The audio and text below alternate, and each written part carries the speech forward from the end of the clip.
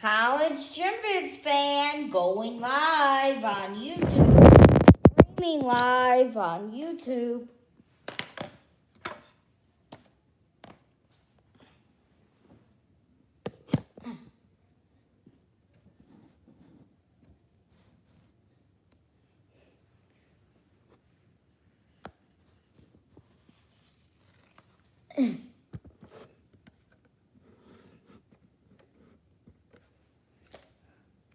Take 2 of Rescue 911. I don't know why internet got disconnected the first time.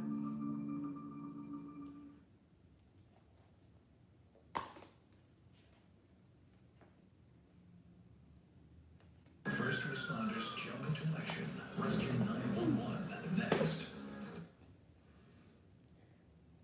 This program contains true stories of rescues. All of the 911 calls you will hear are real. Whenever possible, the actual people involved have helped us reconstruct the events as they happened.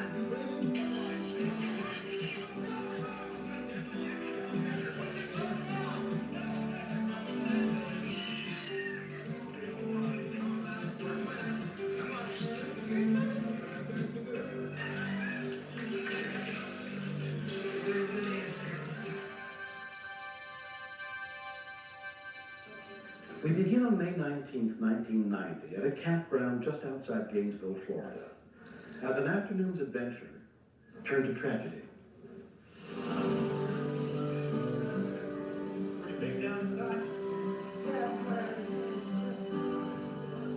There were 4 other divers plus myself. We were all certified divers going out to have a good time. Instructor Jackie Galvin, along with 4 friends and former students, had driven to a remote campground to go scuba diving in a freshwater spring. Spring hopping is when you go out, you're just going to see what the basic springs around here have for the diver. We were looking for just a general shallow spring that's fairly well open. We wanted to see a bubbling spring.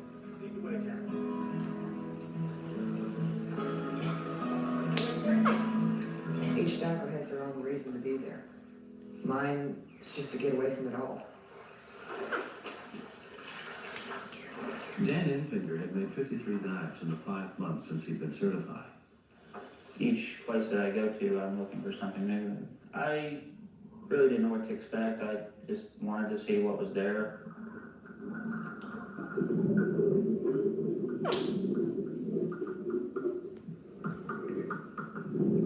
The spring was fed by a system of caves and tunnels which lay more than 40 feet below the surface. The crevice is the first part that we went into. Straight down, because it's so shallow all the way around. It was a little tight, but not bad. At the bottom of the crevice, there's a line of rock on one side, and there's a cave, cavern opening on the other side. One of the things that you're always told when you're an open water diver is never to penetrate a cave. None of the 5 divers had the specialized training or equipment needed for cave diving. I could see that it went back a little ways, and I wanted to just look inside the entrance and just see what was there. I noticed that Dan was looking at the cave entrance, and I just shook my head no. He gave me the okay sign, and everybody else looked like they were doing fine. I pointed to my gauge and up.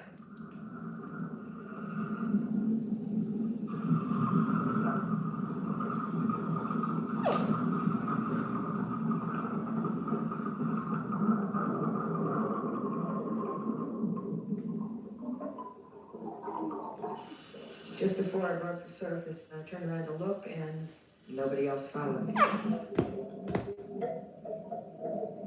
I knew they were going into the cave. and there was nothing I could do about it. When we continue, I was so scared for them, knowing what was there. I turned to Dan, and we just kind of looked at each other. About 4 years sets in relief today.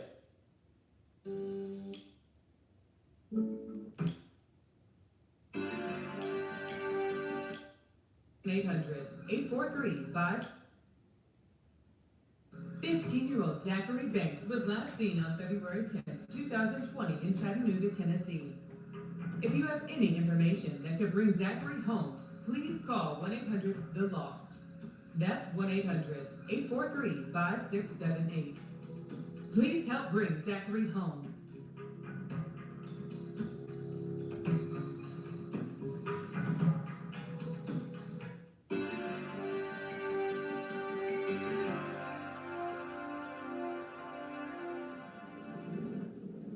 Once I entered the cave, I knew I was going to catch out from Jackie when we came back out.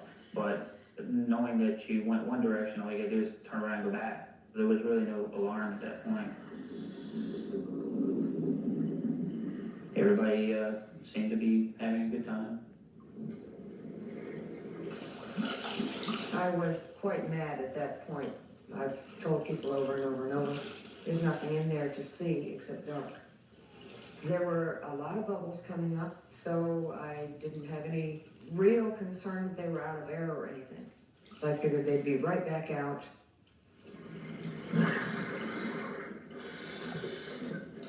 You find yourself going deeper and deeper in and seeing what's next. Chris was leading, showing around different crevices and things. Now, Rescue 911 on True Crime Network.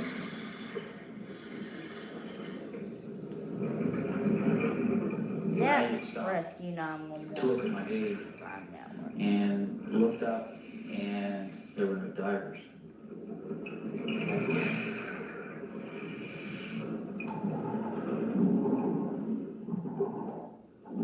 Our flippers had stirred up everything that was behind us. A cloud came over all of me. I couldn't find the cave walls.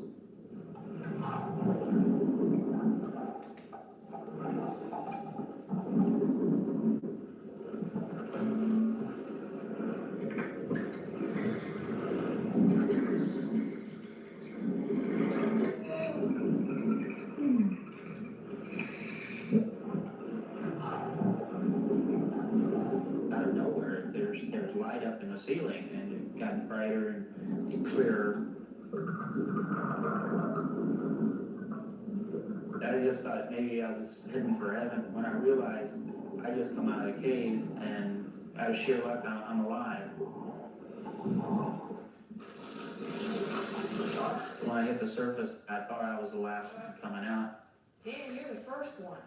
When she said that everybody was still down, I was so scared for them, knowing what was there. I considered going back down into the spring.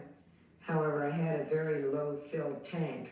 I didn't have a light, I didn't have a line, and that's all standard cave diving equipment. It's just too filthy down there. I can't even see the entrance. at the nearby campground, Bob Weeks was at a Continental Water Company picnic with his family. I noticed there were 2 divers there. They looked concerned. You got divers down? Yeah, there is.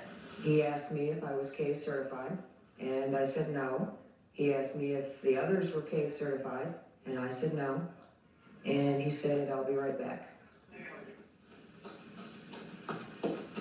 A friend of mine, Lloyd Jasper, was at the picnic already, and he's one of the best cave divers in the nation.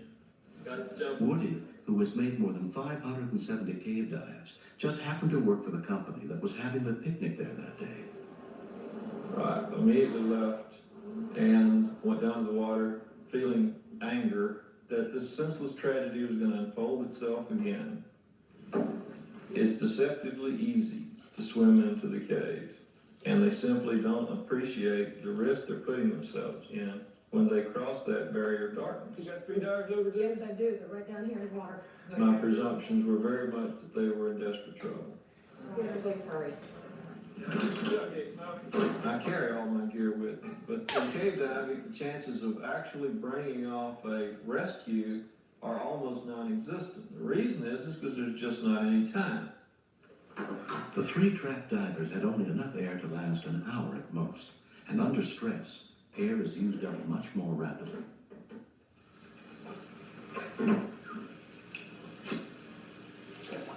As long as we had bubbles, we knew there were divers alive. I'm going, please hurry, please hurry, please hurry. The time had been closing on an hour since they had gone down. And even though the cave in relative terms is fairly shallow, that's still an awfully long time for open water divers to be down on a single tank.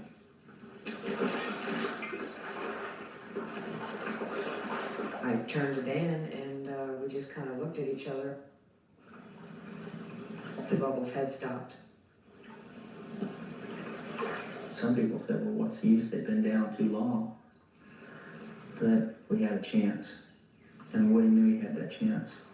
That's why he went down. Over the past 11 years, Woody had made 4 previous cave recoveries, but had never brought a diver out of the cave alive. When we continue, I had a strong feeling that if the mask and snorkel were there on the bottom, at least a body, if not bodies, were going to be directly overhead on the ceiling. why are so many people? We're here to tell you about. It was going to be a regular body recovery. Woody had met part of this same cave system 10 years before and knew there was a safety line he could follow to get out.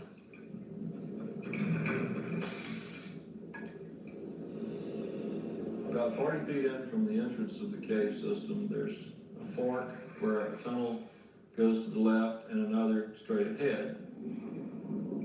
There was some silt still lingering, and it was coming from the left tunnel. So that was clear the direction they had gone.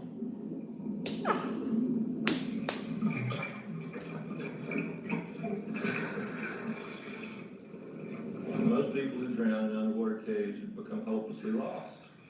It's usually due to a sudden total loss of visibility. It's typical for divers at the last moments they have to start trying to throw their gear off.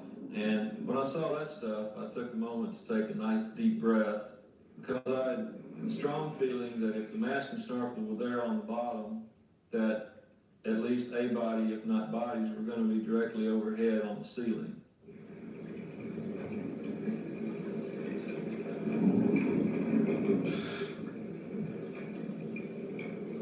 There was a glimmer of a little small light and 4 legs with fins sticking down from the crevice in the top.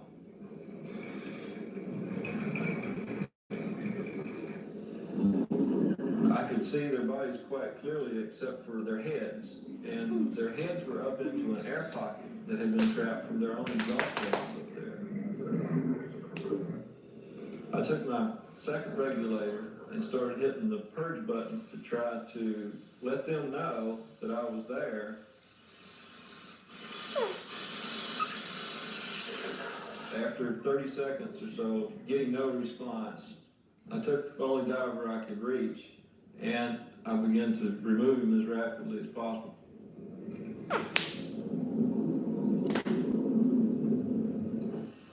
Yeah, I think it was a good 5 minutes before I seen bubbles coming out of the cave entrance. He come popping up out of the water with a body. And it was Alan. People are screaming, he's not breathing. He doesn't have a heartbeat. How could I go back? We all pulled him out of the water, got him on the bank. He was blue and his eyes were rolled back in his head, and they were cloudy. I knew that he was dead. We got the water out of his lungs, and we began CPR. All right, 5 to 1. Okay. All right. Ready? Yeah. And Kathy began compressions, and I was doing the breathing. 2, 3, 4. We had a chance, and we had to take that chance and run with it. The people at the picnic, trained in CPR by their company, took turns working on the young man. Breathe, Bobby, breathe. they were Alan's only hope. But I really didn't think he was going to make it. That was very upsetting because I knew if he's that bad, the rest are that bad. And we just waited for the next body to be brought up. I was re-entering the cave to go do the second body extraction. I very much presumed that everyone had perished. As I swim into the dome room and start coming up into the crevice, I'm shining my light up. And this dead guy starts reaching around for me.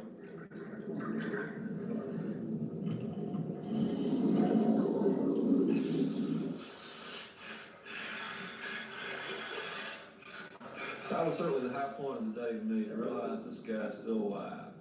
I kept giving him a lot of reassurance, squeezing his hand, and he'd squeeze my hand back. We were both real glad that the other one was there. All the air that I had expelled into that area when I was there the first time had revived him while I was gone. As we were breathing for Alan, we knew we were doing some good because his eyes were starting to clear up. They continued to perform CPR, led by Ed Templeton. I was compressing down on his chest. Then one of them says, "I've got a pulse." His heart hit the bottom of my hand and just pushed my hand up. It just came on that hard. We moved him up further up the bank because we knew what he would be coming out with someone else for too long. I guess he still had a good bit of water in his lungs, but he was fighting. He was starting to fight back. When he took the first breath, Kathy asked me, she said, "Did you hear that?" And I said, "Yes, I hear it, and it's great." That's when somebody yelled that Woody was on his way up with another person. Get down there, let's go. It was Chris. He was breathing on his own. He was alive. I couldn't believe that after being underwater anywhere from 85 to 95 minutes. It's just impossible. All right, you sure? And he actually left the water on his own. He walked out. It was incredible. But Ken Ives was still missing, somewhere in the caves. As Woody went back down to get Ken, I'm thinking, all right, if they found error, maybe he found error. Everything was turning to our favor. The CPR people were there. The rescue cave diver was there. Chris came up alive. Alan's alive. Ken has to be alive. That's what I was thinking.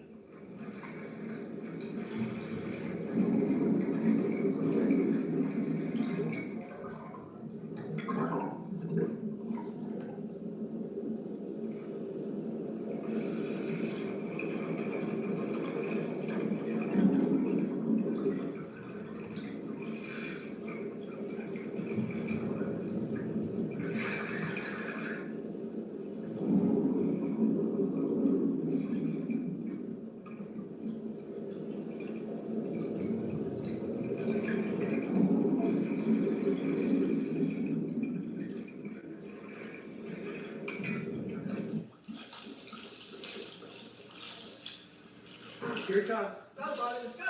Get in here. And Woody brought him up, and everybody's yelling, "Here he comes with the last one." Go. You could almost look at Ken and tell there was no hope, but we had to try. Go. How's that way? People were moving and moving fast. They started working on him, and I was gonna say, maybe, just maybe. No, that's good. We worked hard, we tried, real hard. 1, 2, 3, 4. I just stood there and stared, and I just couldn't believe what I was seeing. He was dead. And there's just no way of getting him back.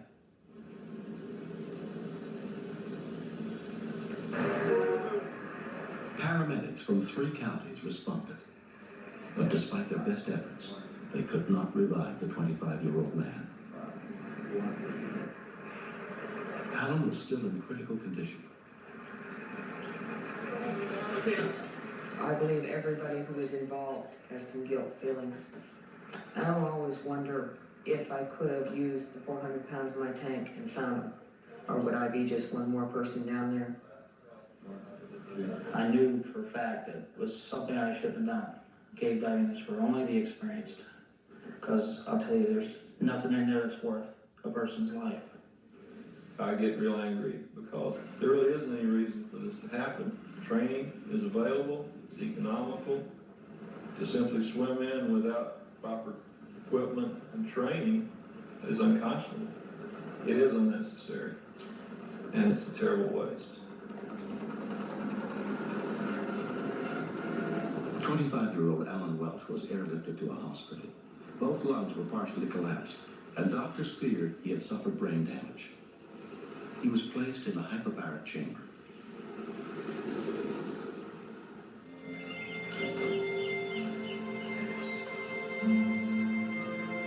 In the 2 months since the accident, Alan has made a complete recovery, but he never wants to dive again. Justice His mother Network. Lois also It cannot says up forget what there. happened. But it's The actually hard part Crime. was watching him when he was Well, I call it in both. pain. Justice It Network, hurt him to Crime breathe. Network. Every time I look at him, I think how close we came to losing him. The timing was perfect. The people were there in the park having their picnic, and it's amazing all the different things that fell into place. They jumped right in and did what they had to do and knew what they had to do. They brought me my son back, and I can't thank them enough. I would never think about getting up diving. Never. I just really won't ever go into a cave again. The air pocket helped Chris Gallup and Alan survive, but it was the heroism of strangers that saved their lives. I really do feel grateful to Woody and all of his buddies that helped, because if they hadn't been there, none of us would have made it out. None of us.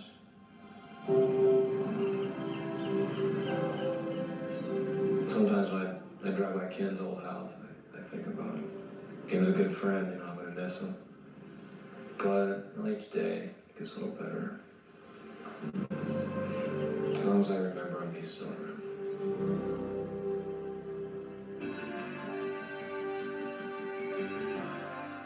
Dog hair, cat hair, your pet shedding hair is everywhere. And when you're dressed, your clothes are a furry mess. What you need is Fur Daddy, the new sonic-powered fur remover that picks up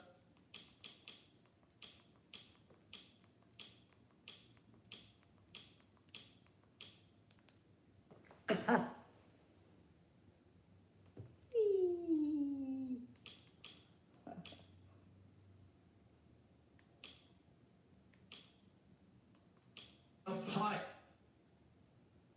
The Smith Center at Chapel.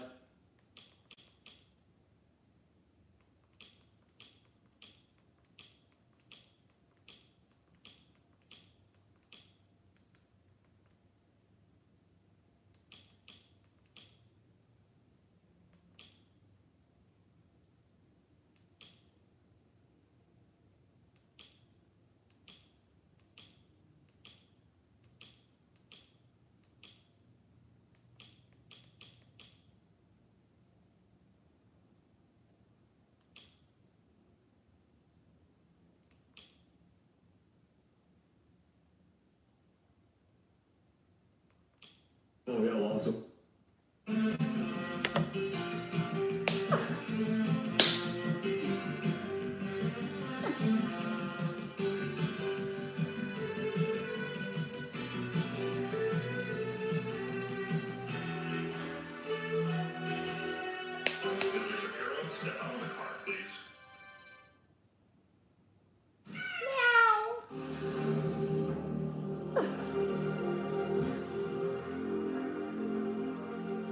First responders jump into action. Rescue 911 next. This program contains true stories of rescues. All of the 911 calls you will hear are real. Whenever possible, the actual people involved have helped us reconstruct the events as they happened.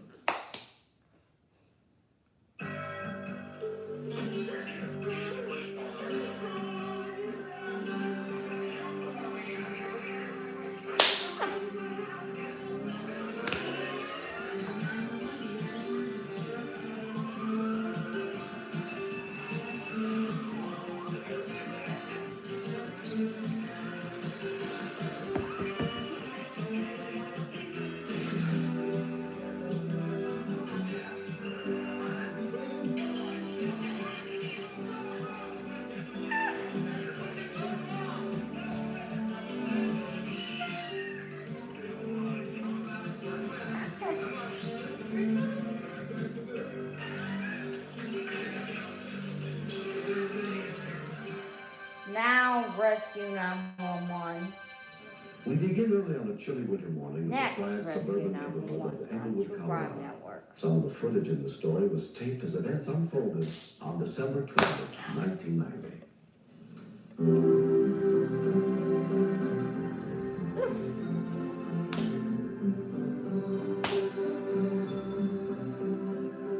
Me and Mikey and Milton were walking to school. Who are you gonna play your basketball game? Silver. And then I said, let's go on the ice. It'll be quicker. We threw a rock and the rock broke. So we figured, oh, it's all right, we can walk on it. It was just before Christmas vacation. 10-year-old Mike Graves and his friends Milton and Adam lived near the small man-made lake and walked by it every day. But there were still some waterfalls running out there, and even though most of the lake was fairly well frozen, the portion of the lake that they were headed for was fairly thin. Bruce Hines lived in a house by the lakefront. Hey guys, be real careful walking on the I said there was a possibility that you could fall in. They just kind of looked at me like kids do, like, who is this guy? And I just figured, we'll let one right on by him.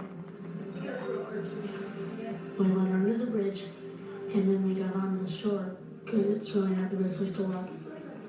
Yeah, it's enough for me. I'm gonna go to the gym for specialists. Yeah. Hey, where's Mike going? Hey, Mike, come here. Come on. Come back, Mike. Come back here, Mike. Either he didn't hear us or he didn't listen. It was just really weird, because there was a big hole the day before.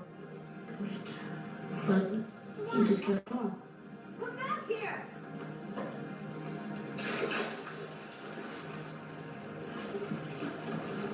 Help! Help!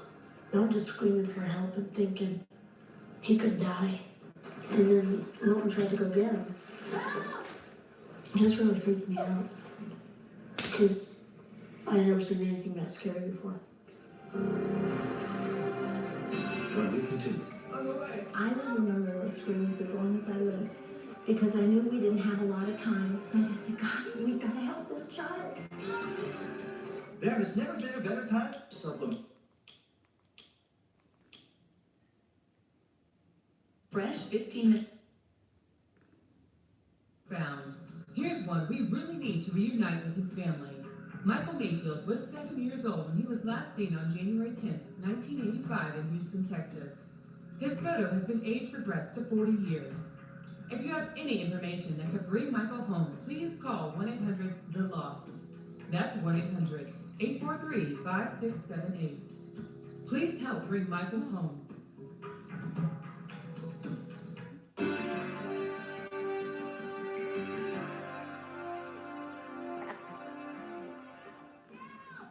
It was just like an electric trap door had opened underneath him. And I knew that with the temperature that day, maybe 10 to 15 minutes is all that they'd be good for. I was right near the phone, so I dialed 911 and just handed it to my wife as I ran out the door. as Jane Hines headed outside, Milton managed to find a solid section of ice and climb out. But Mikey could not follow.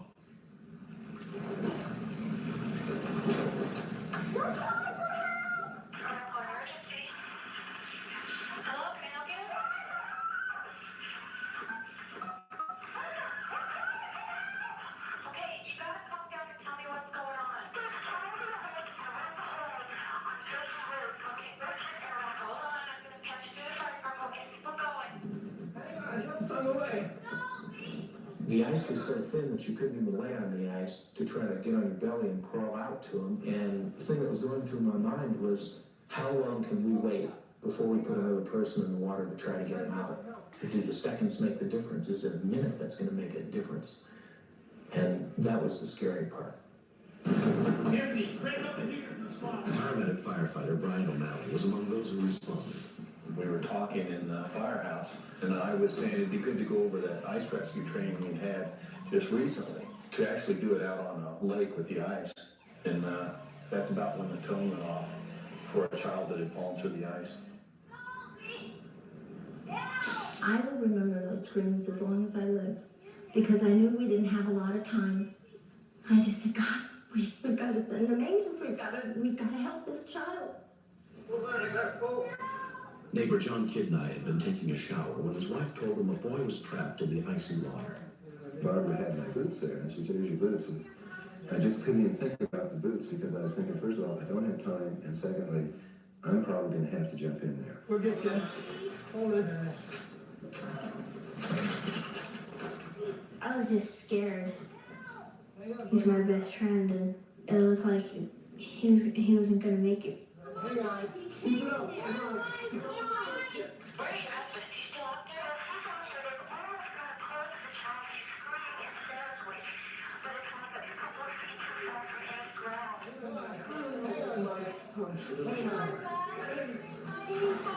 got it, Mike. Hold on. Hang on to it, Mike. Hold it. Hang on. Hang on to it, okay? Come on, hang on to it. We got you, Mike. Hang on to it. Hang on. Hang on to it, okay? He just didn't have the strength to hang on to the pole. He just kept saying how cold he was and help me. And his pleas for help didn't really make it any easier.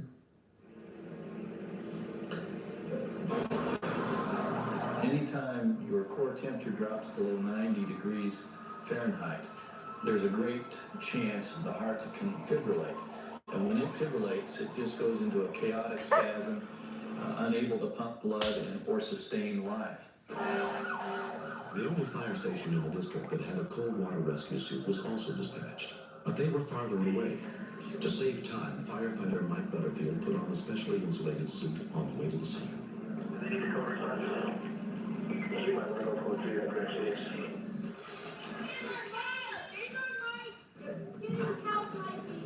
Another neighbor, Pat McIsaac, was leaving for work when they heard the screams coming from the lake. I grabbed my extension cord, 50-foot in length, and my thought was to keep the extension cord out there. It's a lifeline to him. It's a security blanket, if you will.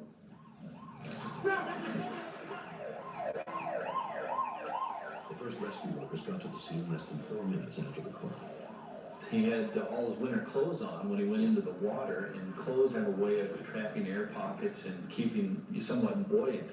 But all the while, the water's filling up those air pockets, and gonna become an anchor pretty soon.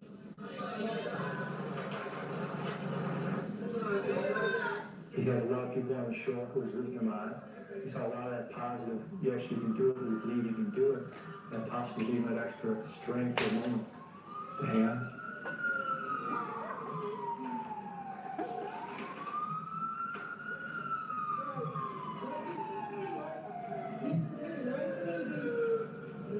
We thought we might be able to get the ladder extended out to the victim and have him grab onto it, because he was still conscious and he was still above the water, which meant we had a chance. 15 feet deep. Okay, you got the rope? All right, here's going.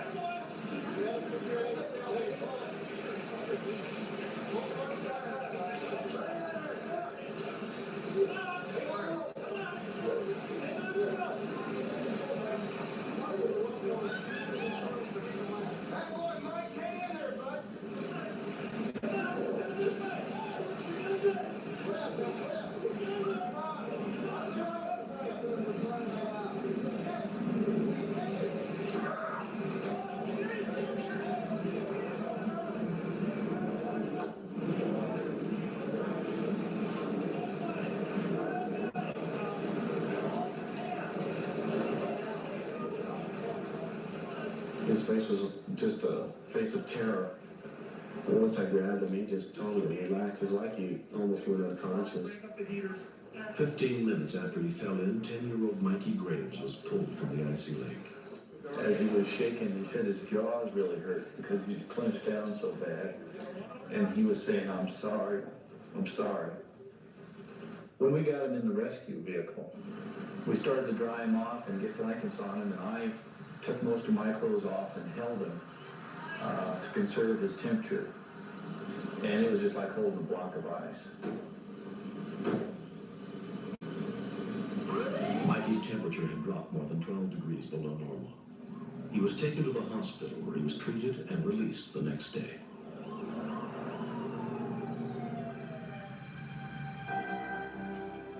Thanks for using Locast. We're a nonprofit and need your help to keep operating.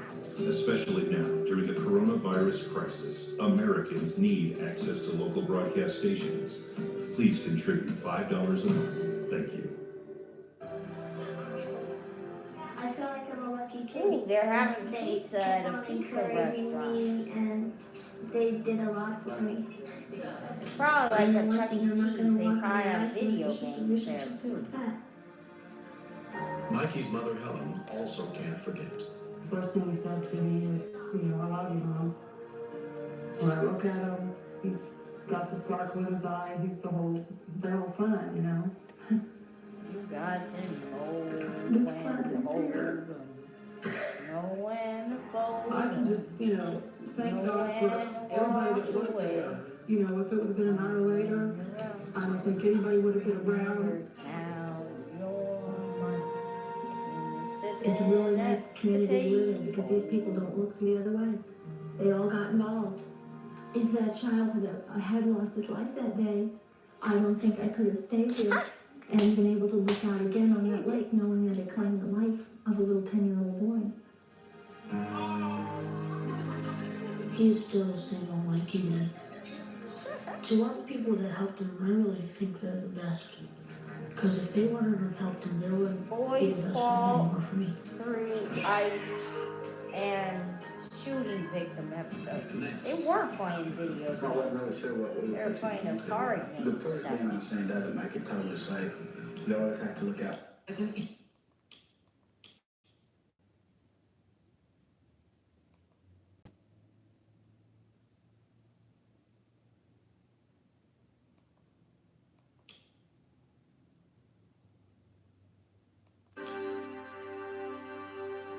In 1990, more than 23,000 people were murdered in America, most of them with guns.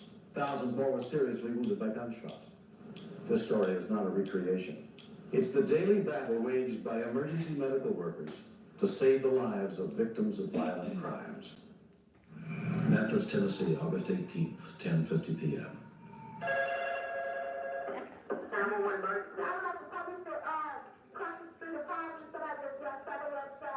Did you see him shot the person? He said, I said, okay, he did, does he need name it? Yeah, it's shot, man, hold on, let's get this shot for me, okay? Okay. Michael, could I have a police to the MS at 880? What's wrong? So I just got 1511, response to an emergency call for a shooting, police ring around. You know, if you're fine, you have information that there are shots differently in the area.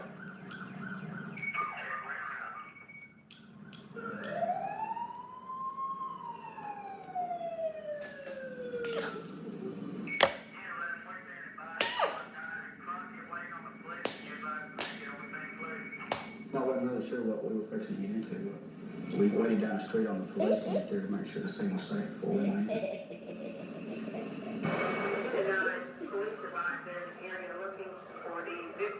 The extra minutes that are spent waiting for help to arrive could make a difference between life and death. Paramedic Chris Newsom and his partner followed the police to the scene.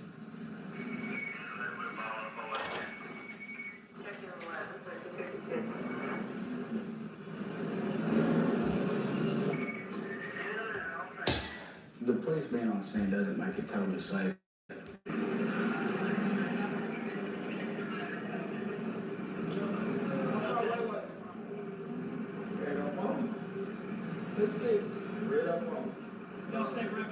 It looked really bad when we got on the scene.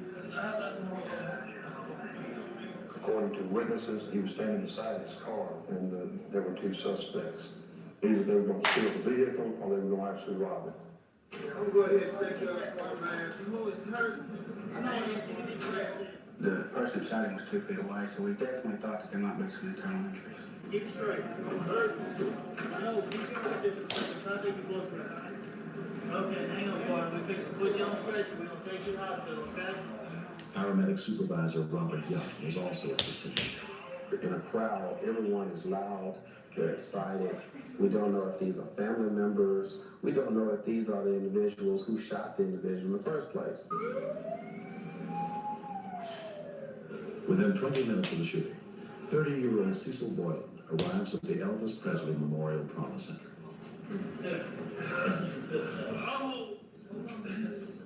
The fact that shotgun wounds and a lot of pellets that spread out everywhere makes our job of working any of these patients up that much harder, because even though they're small, one pellet hitting the right organ can kill a person. You barely hurt, John? I had many concerns about possible severe injury. A close-range shotgun blast, you know, is going to damage something inside. It just does. Cecil's mother, Barbara Boylan, followed the ambulance to the hospital.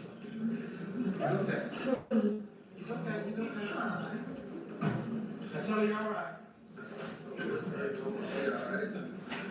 Oh,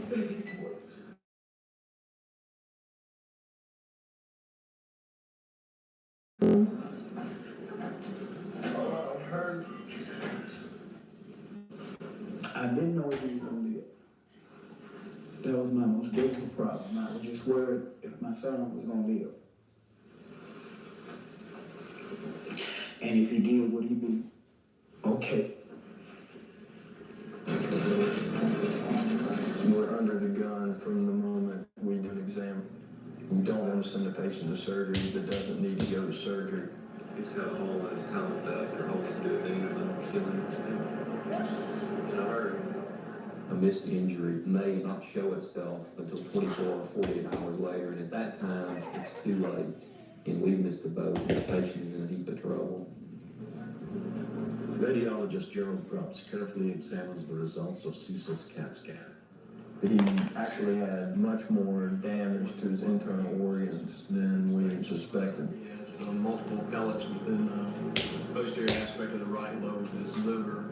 He also had several pellets go through the upper pole of this kidney. He also has several of these pellets that did in fact actually get within his spinal canal or around his cord. And if those were to get infected, that could be really bad as well. Cecil's girlfriend, Ines Hicks, is allowed him to see.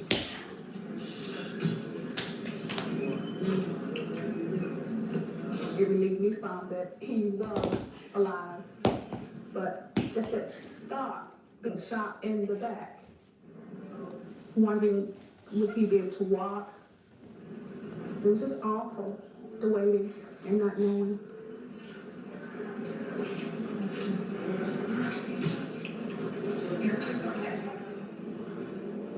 Tomorrow morning, let him go to the floor, we'll feed him a diet, and he ought to get out of the hospital without any kind of surgery. Okay? So he was pretty lucky in that he could have had a serious injury, but he got away with something that we feel comfortable watching. Okay? So we will just keep him down here for a day, and hopefully he'll go to the floor and be eating and be at home before long. Okay? All right. Later that day, Ines and a friend visit Cecil in intensive care. I feel lucky. I'm grateful. It's gonna take time to get over this. Anything we need to do? No, I would be fine. I would take a look at it. Yeah, but hang in there, man. You know, I've been through it. I've been through the same thing. All you gotta do is keep your chin up.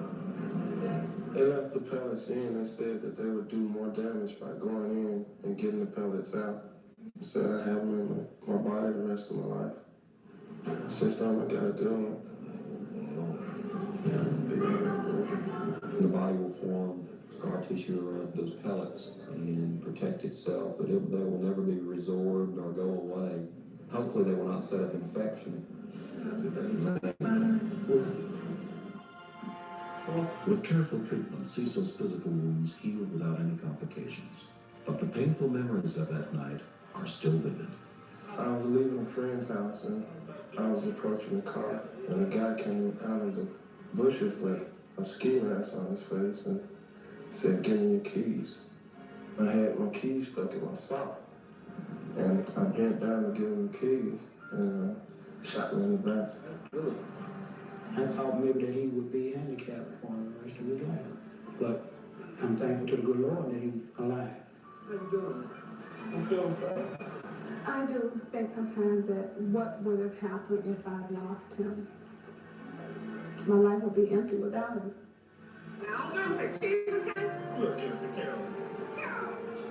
It was rough at first because I was in the bed lying down, unable to do anything. Now, just to be able to get up and do the things I used to do, it's great. Doctors and all the nurses and everything, I think it was very nice. Looks like they're having a picnic, eating food outside.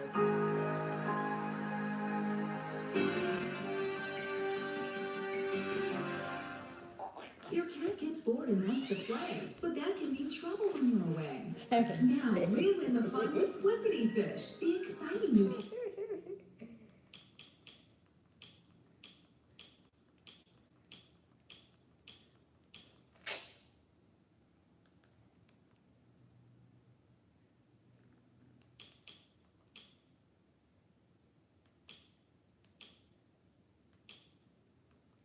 cat toy that...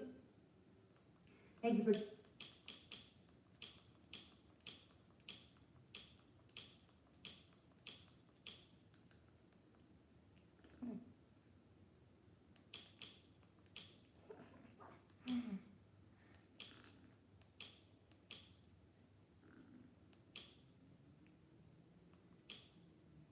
Jordan. Hey everybody, I've got...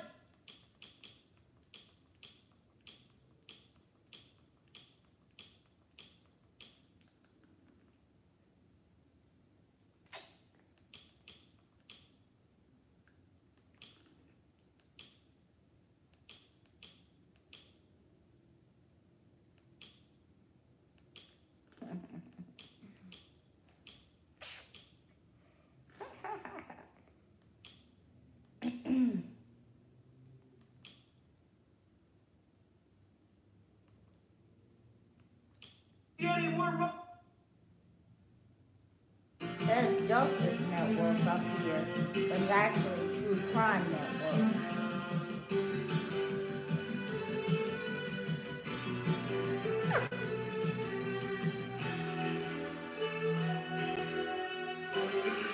Step out of the car, please.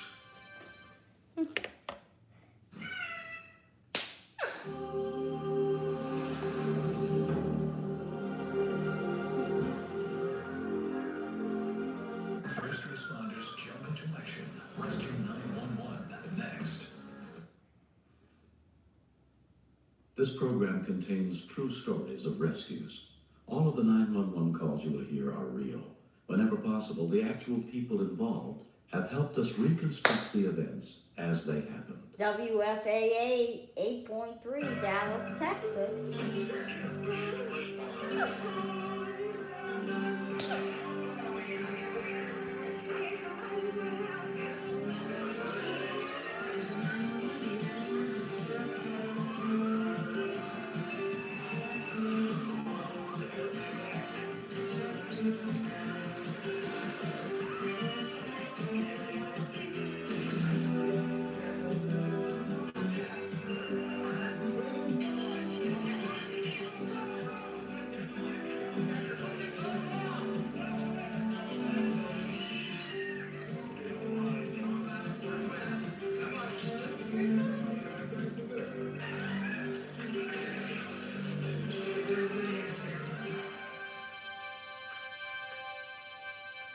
The backyard of Ruth and David Spaulding's Fort Lauderdale home borders a 180-acre state park. For years, they'd enjoyed watching the wild animals that flocked to the park. But the Spauldings never expected that one would become a house guest.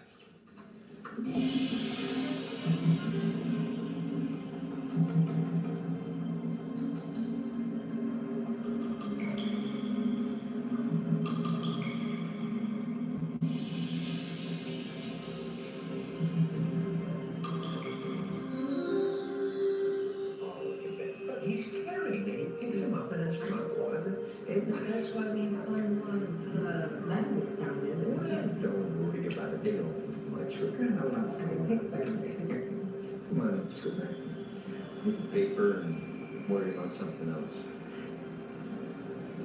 Ruth and I were sitting in the living room here. She said, I heard something strange out back. Maybe you better see what it is. This was at 10:30 at night, and it was very, very dark. So I turned on a flashlight, and it was a beautiful gold snake that was wrapped about 5 times around a raccoon that he had just killed.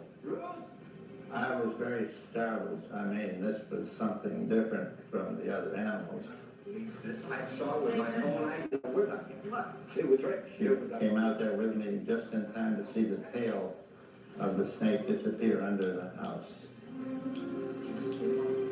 So Ruth called 911, and the police said they don't handle snakes.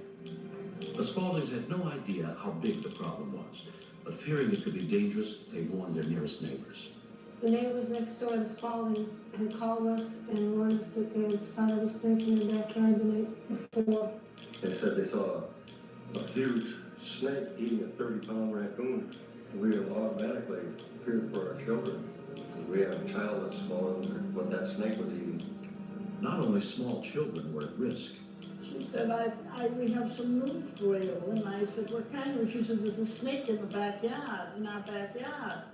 I went with Kelly out in the backyard. Every time he had to go out, I put him on a lead, and I took him out in the backyard. I didn't want the snake to get my daughter. Until they could find someone to help them with their unwanted house guest, the Spauldings built an elaborate trap designed to keep the snake contained under the house. We felt that we couldn't bother anyone else. But we did find one morning that he had broken out through it at a different point and was probably into the park after raccoons. I walked into the park office and there was a message there for me that read more or less, have you seen any large snakes at the north end of the park? More or less took it, you know, a grain of salt, you know, yes, maybe, maybe not. We have snakes all over the park. Large snakes, what's large? As time went on, they did show us. When we saw the snake skins, it made us believers. We got the name March 6, 2 a.m. They don't. Science Museum. It says no information. They don't tell you what Rescue 911 episodes are going to be on next Saturday. Primarily in an urban situation and get into a conflict with the homeowners. I'm hired to go out and solve the conflict, and it's our policy here to always solve the conflict by taking the animal alive and relocating it to a better environment. We handle everything from buffalo all the way down to possums, bobcats, and everything else. We don't do dogs and cats, but that's about the only thing we wouldn't do. Todd went to the Spauldings' house to see if this was just another big snake story with Tom McClellan, an expert in snakes. We went out the backyard and we saw a trap. It was set up to catch the snake. It was humorous. It was made out of 3/8 inch plywood, and for a snake of this size, just crawling in there and expanding its coils would have blown the sides right out of the cage. The size of the scales in the middle of the back gave me an idea. It was definitely in excess of 18 feet. And by the pattern that was on it, I knew it was a reticulated python. And I told this to Todd, and he said, well, what are reticulated pythons like? And I said, they're usually nasty. My heart began to race, and I began to have many, many thoughts racing through my mind as to what was going to unfold that day and the following days. It's a fairly active tunnel under here. What's it look like? Well, it's really smooth. Looks like she's been coming through here on a very regular basis. It was a small chamber, and there was another hole going under another floor joist into another area. So rather than waste time digging into this area when we just have to dig into another one, we examined some blueprints of the house that the Spauldings happened to have, and decided that around the corner was the best place to dig because it would put us in the largest chamber underneath the house and give us access to all the other individual areas. Okay, I'm going to go ahead down and see what I can see. I was aware of the size of the snake. Not many people were. To have 2 people go under the house and get in that enclosed area with a huge snake seemed to me to be a very unwise thing to do. Our plan at that point was to go under the house, assess the situation, determine where the snake might be, but not confront it. We had no idea what was going on under there. We were very concerned and felt that we were responsible having let these fellows go under. Look at this hole over here, Tom. Looks like it comes out and heads in your direction. The first floor in there's. I'll tell you what, There's a musk that snakes give off, a scent, and it was very strong. You could smell the snake in the hole. I think we should leave for today now that we know where she is, because we're not going to be able to handle this by ourselves. To go under the house and try and handle that animal alone would be idiotic, and two would be a little less idiotic, but still not smart. Good morning. She's in there, right? Well, we were greatly relieved to see them come out, I can tell you. Tom and Todd had gotten an idea how big this problem was. They said they were going to get more help and come back the next day. That I'll hold until tomorrow morning.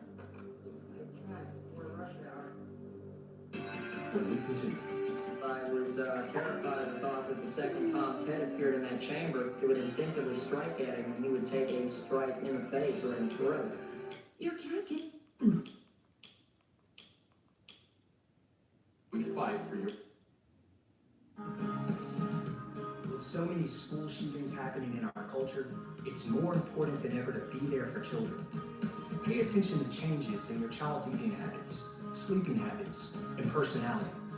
If you notice changes, inquire with them why. Openly discuss their fears and offer ideas on how to reduce their concerns. We cannot underestimate the impact school shootings are having on our children. So stay alert and be safe.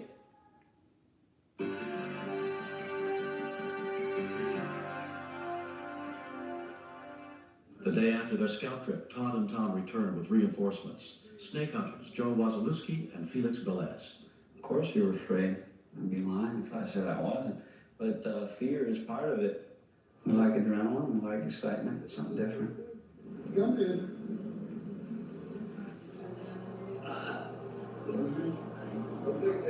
Let's get some of the equipment. Since we clearly did not know what would happen, we wanted to be prepared for everything.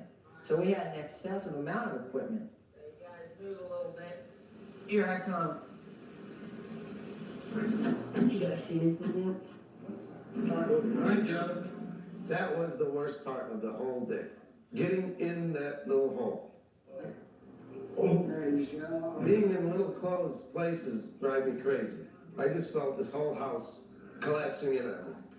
Yeah, that's the hole. We approached the hole where we thought the snake was, and at that point we decided that we should take rocks and block off all these other holes of escape. And also at that point, Tom and Felix... Now, Rescue 911. Next into Rescue the 911 on True Crime Network. Justice Network. What do you think, Tom? Pick it up, you gonna hit it? I had a lot of really terrible thoughts. I was terrified of the thought that the second Tom's head appeared in that chamber, that if the snake were laying close, it would instinctively strike at him and he would take a strike in the face or in the throat. It's got to clear my throat.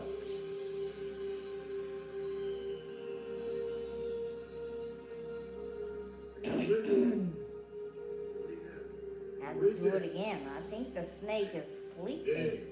The big That's snake why was it's bigger than I not thought. striking. I knew it was over 18 feet just from looking at the skin, but you had to take a step back and look at this thing. It was an impressive animal. You got it? I immediately realized that the size of this snake and how far we were from the original hole, it was going to be impossible to wrestle that snake into a sleeping bag and drag him back out of that chamber the way we came in. Well, I'm getting out of here. So at that point, I suggested that myself and Joe, who was obviously the most claustrophobic at that time, we exit. And looking at the possibility of coming in from the other side where the snake was, Tom was explaining. Thanks for using locast.org, the nonprofit that makes local, over-the-air broadcast available to everyone. Just $5 each month covers the cost of delivering your local broadcast channels. Please help Locast by becoming a member today. thought he saw light coming in. I'll show you where that is. There's the other hole there, huh? If it comes at you, let me know. I'll pull you out by the legs, Tom. I'll be the first one I call. All right, pass me some of that stuff. Yes. We left Tom and Felix there to keep their eye on the snake, and I was uneasy about that because I was worried that if the snake got hostile towards them, that it was just those two, which we never wanted just two people down there. So when we got out front, I was very anxious to dig that opening as fast as we could. I was extremely nervous, not knowing what was going on down there with those two guys.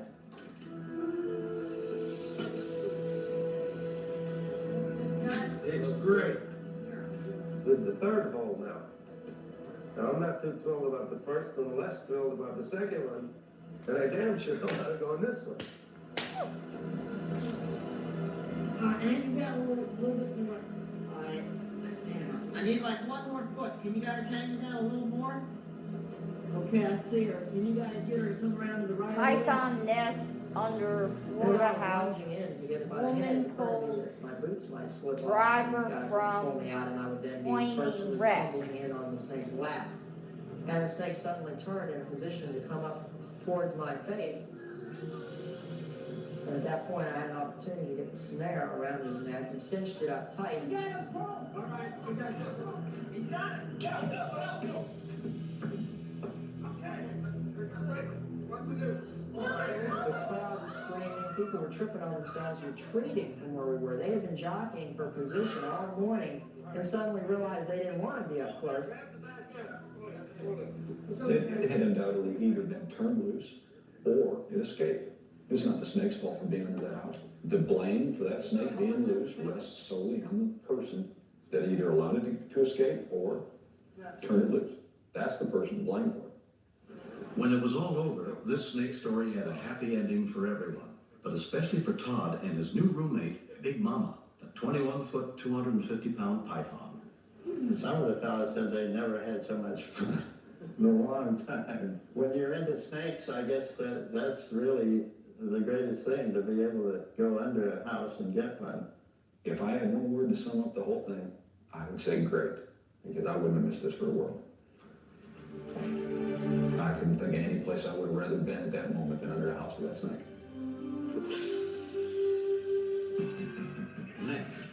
He was unconscious, and I turned around to the people that were all milling about. They kept yelling at me, "No, it's too late, it's too late, it's gonna blow, get out of there."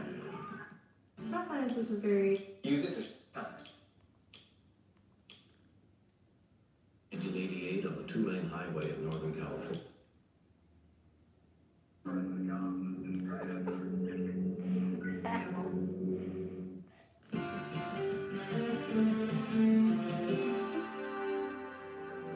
Around noon on June 10th, 1988, on the two-lane highway in Northern California, heavy traffic was moving at speeds up to 55 miles an hour. Lana Fox and her 20-year-old daughter, Gina Jackson, were on their way to visit an elderly relative when they noticed a pickup truck behind them. He kept coming up to our bumper and backing up, coming up to our bumper, backing up. What is he doing? And he seemed to be in such a hurry, a big hurry. He just kept trying to come around and look and see if he could make it around me. But there was no way.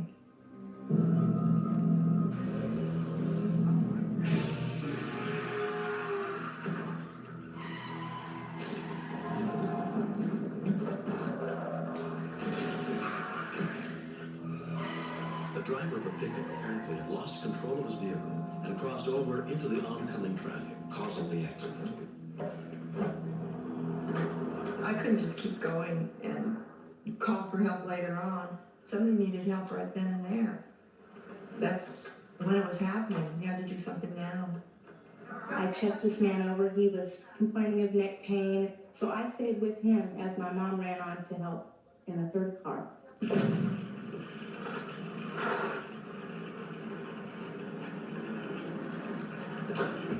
Hey, somebody's in there. Come on.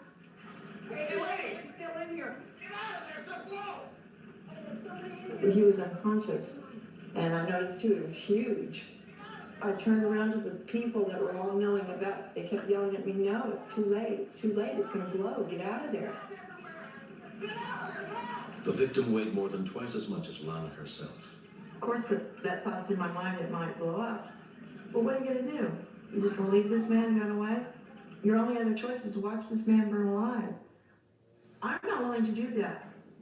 Station 76 response. The fire department was immediately dispatched. East of Union.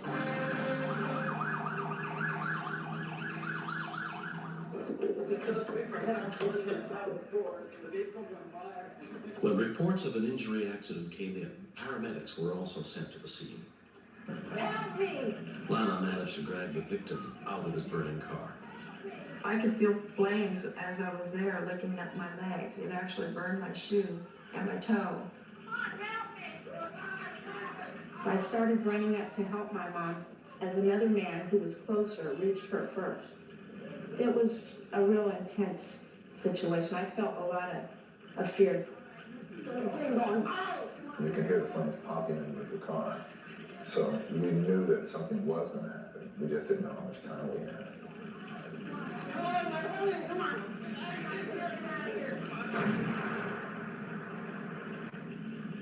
It was amazing because it was only about 30 seconds from the time we moved him to the time when the car became engulfed in flames. Michael Bradley had been driving behind the pickup truck just before the accident. We didn't have anything to cover his wounds with. There was blood just everywhere, just squirting out of this man. He had a horrible wound on his head. And so I covered the wound on his head with my hand and another wound on the side of his neck with my hand. It's 6:10. We realized that he couldn't lapse back into unconsciousness. That wouldn't be a good idea. So we just tried to keep him talking and keep him awake. Highway Patrolman Gary Sutherland was the first officer on the scene. When I did arrive, the vehicle was already in flames, and had the driver not been removed prior to my arrival, he would most certainly have been killed. The fire extinguisher in his vehicle could not put out the burning car, but it knocked down the flames from the brush fire creeping toward the victim. I don't think he was going to make it. He was in very bad shape.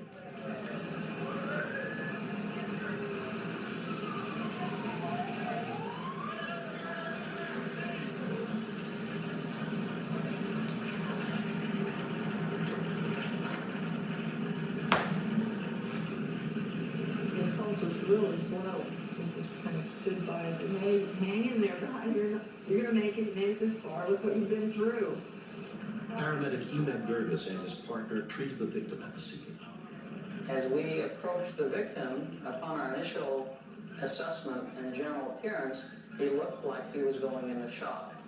And if we don't get this patient into a trauma center quickly, then his chances of surviving the injury would be greatly decreased. I requested the helicopter, so obviously it would be best if he be medevac to John Muir Hospital. The CHP helicopter arrived at the scene within minutes. With traffic backed up in both directions, it was the only quick way to get the victim the medical attention he desperately needed.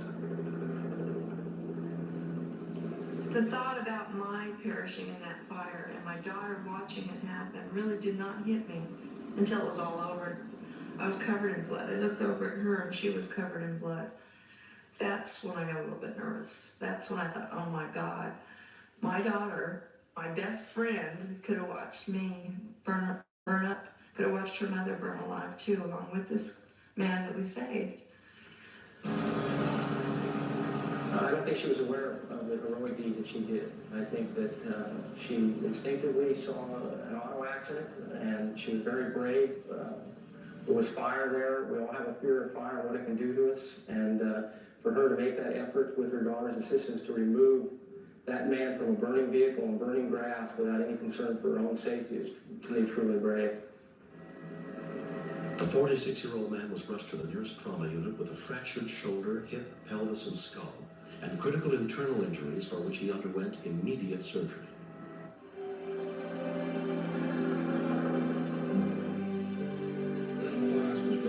Recently, Lana Fox was awarded a Medal of Valor by the county in recognition of her selfless courage. I've always looked up to my mom. She's my best friend. I don't know if you'd say she's a hero. I just think she's a helper, a giver. She's always been a giver, not a taker.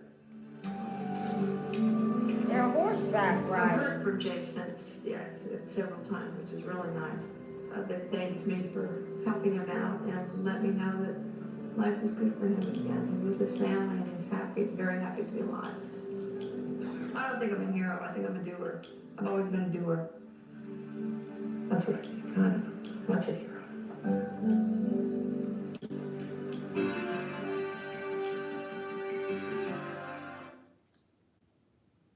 Hey, everybody.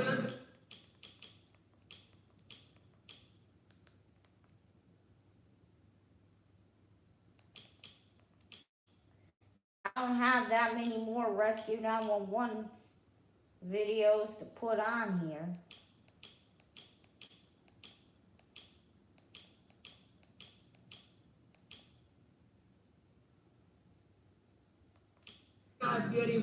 Just 2 or 3 more.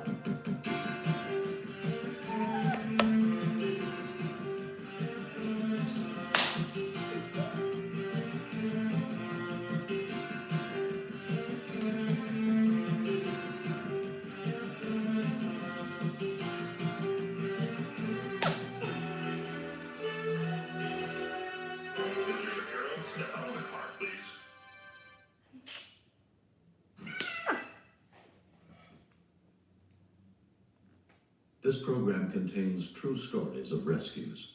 All of the 911 calls you will hear are real. Whenever possible, the actual people involved have helped us reconstruct the events as they happen.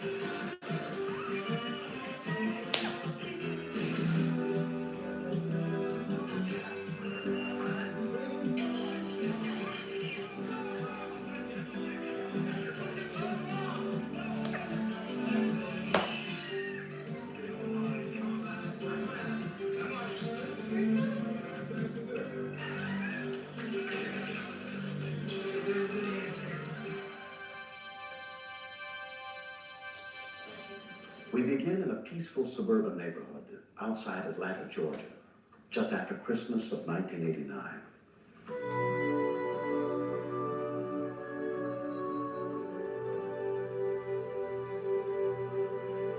And I started crying and screaming. I didn't know what to do. The pressure of saving a child, for some reason that is a big pressure. It was crying over and over again in my mind that he was going to die. On this Wednesday afternoon, Linda Bledsoe had a quick errand to run. She left her 10-year-old daughter, Michelle, in charge of her 3 younger kids. You know what to do. I told Michelle just put in a tape in the VCR for the 2 little ones so that they wouldn't be under her feet in her room. She had chores to do. Kimberly and Rufus, give me a kiss. She's very good with the kids. I don't hesitate to leave her. She's babysat for me quite often. The little ones listen to her sometimes better than they do me. Michelle, behave. To help keep her little brother and sister entertained, Michelle decided to open one of her Christmas presents, a new videotape. It had plastic and some cardboard at the bottom of it. I couldn't get it open, so I told Kimberly to go into the kitchen to get a butter knife.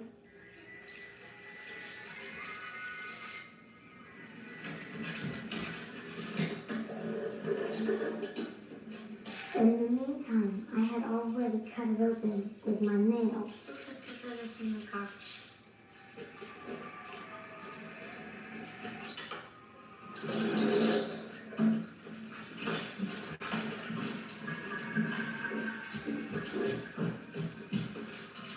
It ended up being a very sharp knife, and I just told her to go put it back.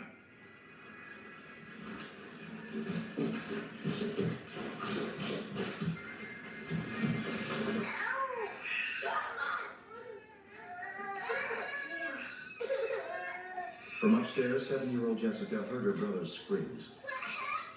He was stabbed right below the chest. and it was a deep cut. I didn't know what to do because I was so scared. But then I calmed myself down and I called my father. Picked up the phone and it was Michelle, and she said that Rufus had been stabbed. I said, call 911. When we continue.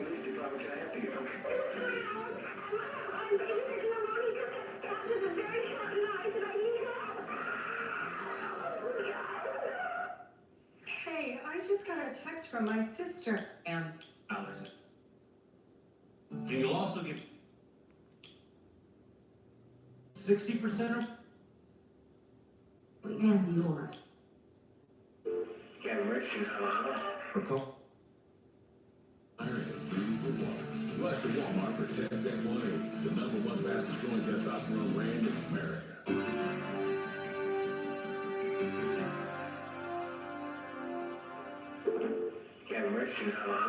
A call came into dispatcher Russell Jones.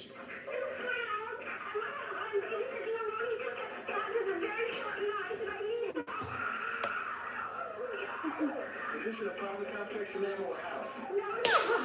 It's a house? You said he got stabbed? You said he got... Ma'am, listen, I need you to talk to me and not talk to that person. Listen, you said he got stabbed?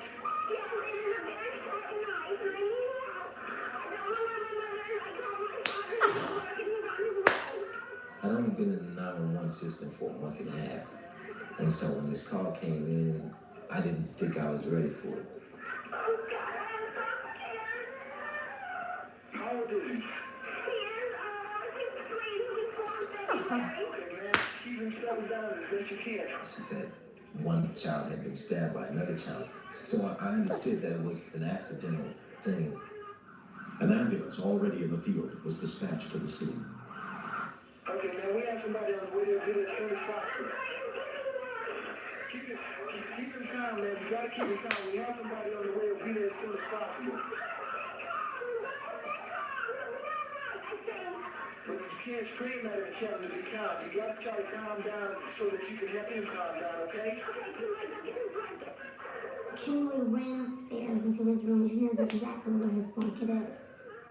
Jessica just kept him company, holding his hand real tight, going, Daddy will be home as soon as he can. I was scared to death that he might die.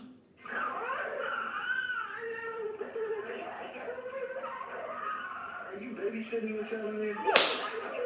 I'm too scared. Nothing has ever happened like this before. Yeah? Okay, we have the police and the EMS on their way. The first rescue workers to arrive were paramedics David Stevens and his partner, Kathy Moncrief. Children were crying, extremely upset. The feeling in the air was just all in an uproar. The emotions that are running through your mind, you have to do something quick, you've got to do something now. All of your energies are directed straight to this child to make sure this child is going to make it.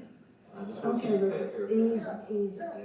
He acted afraid of us and didn't want us to touch him. It took us a minute to get on his level and get him in communication with us so that we could calm him down and, treat him in a rational manner. Just breathe in real deep, all right? When we realized how bad it was, and we realized Rufus needed a children's trauma center, so we called for the helicopter. Police officer Jay Rosdick was patrolling DeKalb County from the air when he got the call. Our normal mission is police work, but we back up the ambulance service within the county. We know that anytime they call us, it's a life-critical situation, and so time is of utmost importance. This was a very dangerous situation. The length of the knife, it could easily have lacerated the kidney, the aorta, the spleen, any number of organs inside the body that are real dense in blood. Additional officers were sent to the scene to help secure a safe helicopter landing zone in the front yard.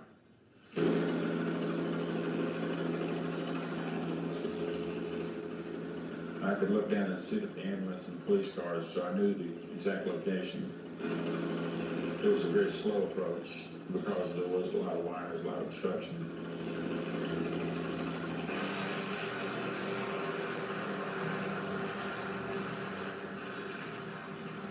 Within 5 minutes, the helicopter was on the scene.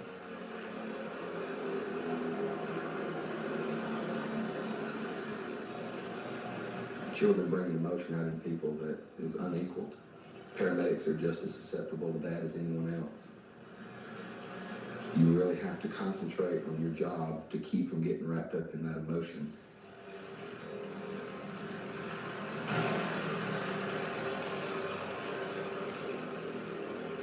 Rufus had already been airlifted out by the time his father and mother got home. When I saw the police officers and everything, I wasn't scared until I walked in and saw my daughter's face and found out from my husband what happened. My parents raised me so good that I don't know how to explain it. They raised me so good, and I'm really proud of them because without them, he'd be dead right now. 5 months later, after a successful operation, Rufus is on his way to a full recovery. Trauma surgeon Dr. Paul Parker explains.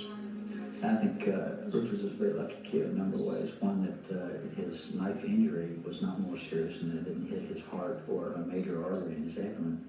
He's also lucky that he got medical attention very quickly, and he's got an older sister who knows how to use telephone. I think it's extremely important for any parent to teach their children about emergency situations. And 911's the answer. Don't cry, Rufus is okay. I think Michelle saved Rufus's life. I got her by night. I'm not better now. He's a real crazy boy, but we all love him. We miss him if he was gone. Next. When I first saw the car, I just didn't think anybody was going to be alive. I ran over there, and one of the firemen asked me, "Greg, how do you know this woman?" And I said, "This is my wife." I often hear people talk about life after college as the real world, but university life does not exist within a bubble, and the real world is part of what students carry with them when they enroll. It can be financial or personal hardship within their families, the scars of discrimination for their color or sexual orientation, the burdens they carry with them from combat. And they're here because they can juggle all of those things. Some are here despite disabilities, not defined by their disabilities, because you earn it every day. And I'm proud to be with enormous more than you.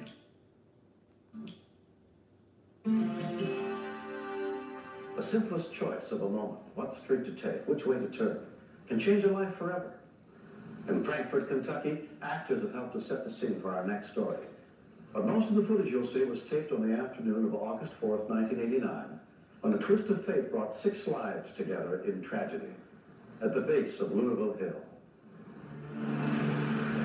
A loaded truck just can't negotiate their curb on 40, 45 miles an hour. Something's going to happen if they come down here too fast. 8-year-old Brandon Moravchik's music camp recital had just let out. His state trooper father put his family in their car and sent them on their way to lunch. He's trained being a state police officer to work these type of situations, but when you've got your wife and your kids in an automobile accident, it's got to be a totally different situation. Belinda Sue Everman was heading to work at her part-time job. Somebody got my attention on the sidewalk and waved me on up to the first car. The little 17-year-old girl was in. That's the first one that I started working on. Jane and Jerry Bailey were also going to lunch. When we arrived on the scene, the BFI truck's back wheels were right against the Bailey car. And we kept looking at the top because it was totally sunk in. It's totally U-shaped. And we about figured out the tires had set down on the top and then bounced out.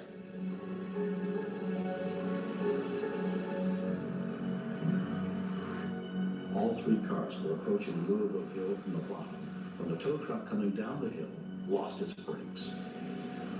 It swung into the sharp turn at the bottom, out of control. As it came around the curve, the garbage truck was thrown onto the 3 cars, crushing them. The first thing we saw as soon as we come downhill and make the turn was one car just about flat. Then you could see the other two cars in behind them, and they were flat too, and then rolled over. I thought, well, there's no point being no hurry, there's nobody living here, and then after finding out that everybody was still living but trapped, it was unbelievable. Pinned inside the crushed maroon sedan, Kimberly Morovchik was worried about her children.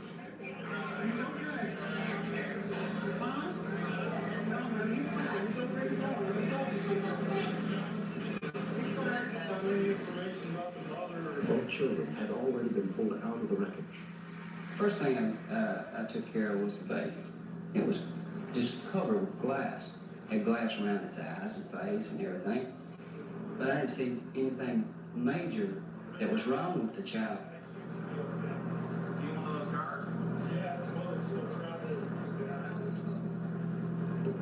Kimberly's older son, Brandon, had been put in a patrol car. We weren't aware that the 8-year-old was even involved until we went to the police car, and he was, in fact, laying fairly still, complaining with lower right abdominal pain, and you could see the marks on him where the seatbelt had made its impression. It's just like all these cars that was involved were convertibles, but the tops wasn't cut off. They were mashed down inside. We had 3 different teams, one in each automobile. Moving on too much for me now, okay? EMT Terry Whitman tried to calm 17-year-old Belinda Sue, trapped when the dumpster crushed the top of her car. Once I did get to her, it was evident that she was having trouble with her airways. She was choking on some blood that she had in her throat. I could just barely get my hands to her face and do anything for her. So I just was trying to tell her that she needed to lay still because she was in a bunch of glass and we didn't need anything else to go wrong with her. Sit still for me now, baby.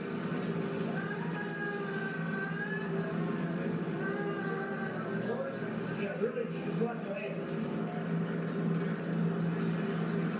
Now get out of here, hon. On the driver's side, rescue workers cut off the car door to get to Jane's husband, Jerry. The gentleman, Mr. Bailey, he wasn't quite trapped as bad as his wife was, so we got him out first.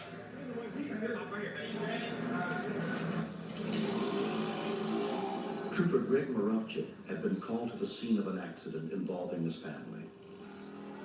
When I first saw the car and Kimberly being in there, and there were a couple police in there and some other people, I just didn't think anybody was going to be alive.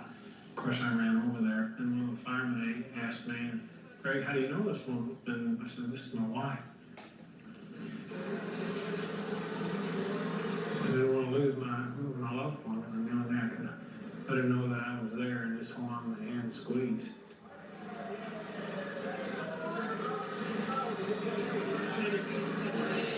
When the roof of Belinda's car was pried off her body, rescue workers were ready to move her. She was probably drifting in and out of consciousness, which was probably best for her because when she would come to, that's when you hear the screaming, and we were trying to get a C-collar on her and get her on the backboard. Once we got her out of the car, other people took over and got her in the ambulance. So I took the equipment I had and went to the other cars and see what else needed to be done. To reach Jane Bailey, they had to cut off the top of the black car. The way she was laying, the seat had broken down and was laying flat, and she was all the way into the back seat, so immediately expected to find back and neck injury, so we treated such.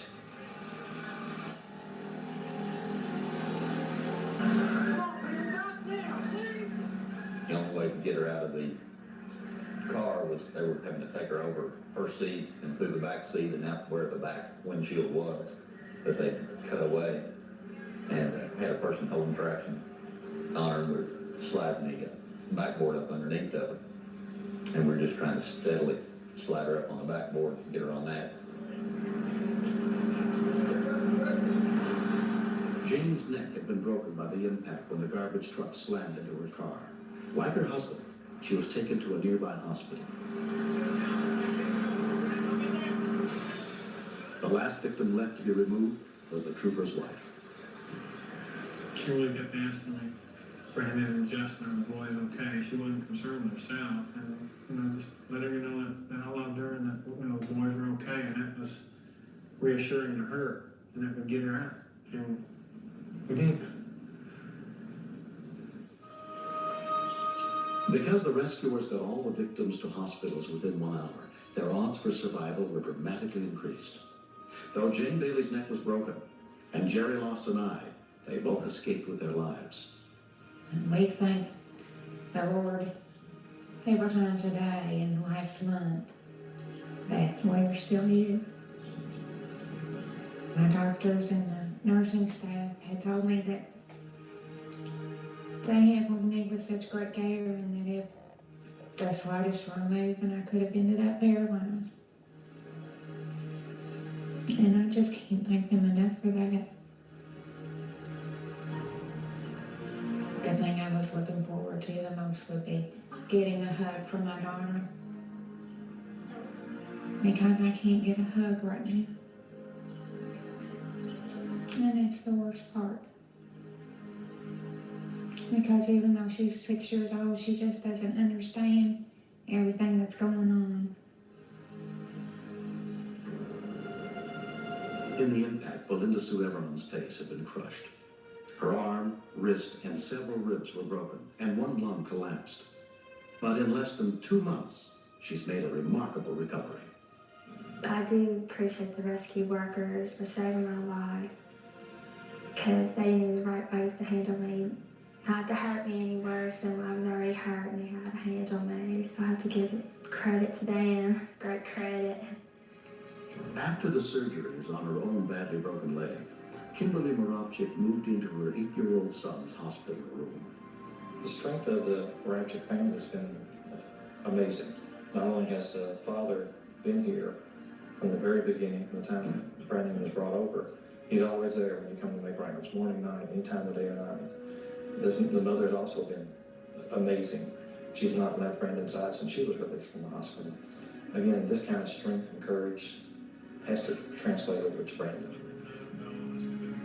Because the trooper's son was in the police car when the paramedics arrived, it was some time before anyone realized he had serious internal injuries.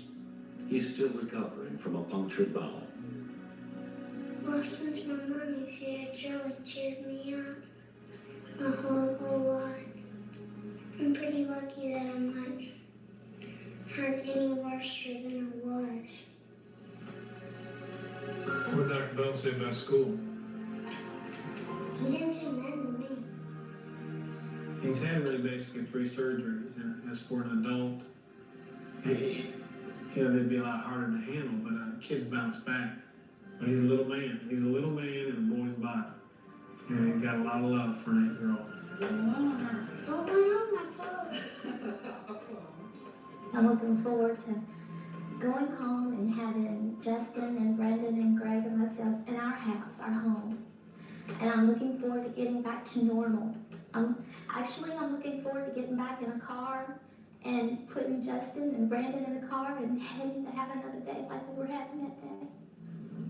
We didn't think we were going to end up with one person alive. Looking at the way the cars were, that you wouldn't think anybody would ever have a chance to come out of it, much less all of it.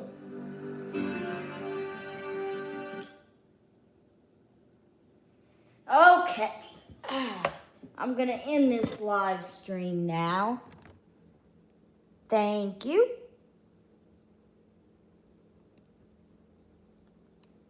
For more Rescue 911 videos, hit the big red button and subscribe. And smash the notification button to be notified when I post new videos. I think I'm going to do a gymnastics video after this.